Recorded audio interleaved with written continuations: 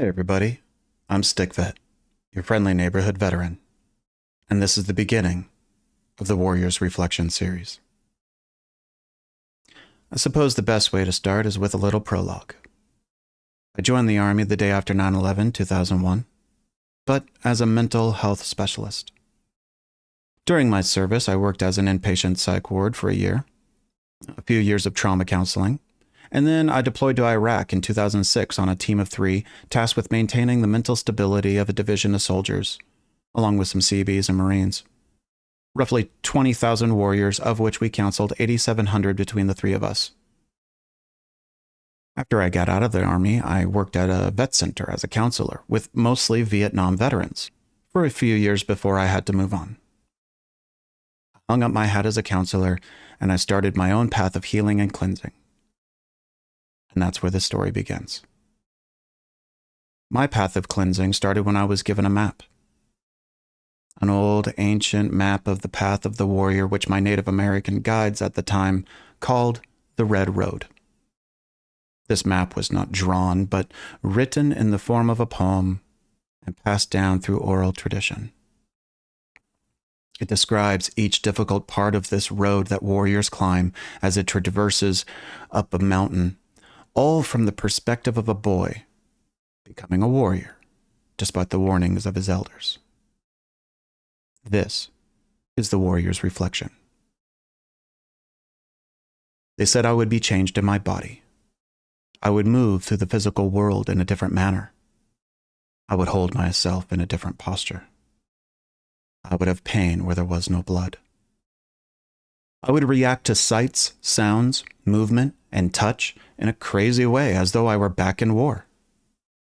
They said I would be wounded in my thoughts, and I would forget how to trust, and I would think that others were trying to hurt me. I would see dangers in the kindness and concern of my relatives and friends. Most of all, I would not be able to think in a reasonable manner, and it would seem that everyone else was crazy. They told me that it would appear to me that I was alone, even in the midst of people, and that there was no one else like me. They warned me that it would be as though my emotions were locked up, and I would be cold in my heart and not remember the ways of caring for others. And while I might give meat and blankets to the elders or food to the children, I would not be able to feel the goodness of these actions. That I would do this out of a habit and not from a place of caring. They predicted I might do harm to others without plan or intention. They knew my spirit would be wounded. They said I would be lonely and that I would find no comfort in family, friends, elders, or spirits. I would be cut off from both beauty and pain. My dreams would be dark and frightening. My days would be filled with searching and not finding, and I would not be able to find connections between myself and the rest of creation as I would look forward to an early death. And I would need cleansing in all these things. Nez Perce. This comes from the oral tradition of the Nez Perce Native Americans. This is a culture that understood what it meant for a boy to become a warrior and understood the path of cleansing from warrior to man.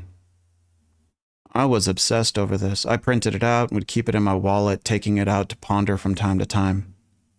I had a garage workbench that I spent my free time, and I burned these words into that bench.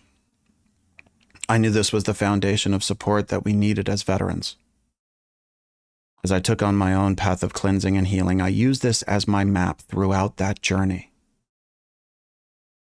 In this series, I will take these poetic pieces of the warrior's reflection and describe what aspects were trained into you in military culture, the actual belief structures that are associated with each piece, and the tangible habits, coping skills, or treatment plans that directly coincide with that part of cleansing. If you want the most out of this series, then I highly recommend a journaling exercise for each video. Leave a page for each video and write either how you will take on that challenge when you get there, or write how you have already done that work the difficulties in letting go, and how you were able to successfully change. This is not a path that we all take the same steps in order. No, your next step might be the 9th or 11th video. So this journaling exercise is to create a long-term plan of all the growth in the years to come. And by the end of the series, you will have a solid understanding of how to take on your next step. If this poem spoke to your soul like it did mine, then please take this seriously and do the journaling. Trust me, I pondered this just in my head for a long time, but putting pen to paper was what started my climb. I hope you find this series helpful in your life, no matter where you're at in this mountain of life we are climbing. And I'll say this here, I will not be asking you to like and subscribe to each video because it distracts from the message. But obviously I could really use the support to get this message out there. So please, click the things as you go through each video.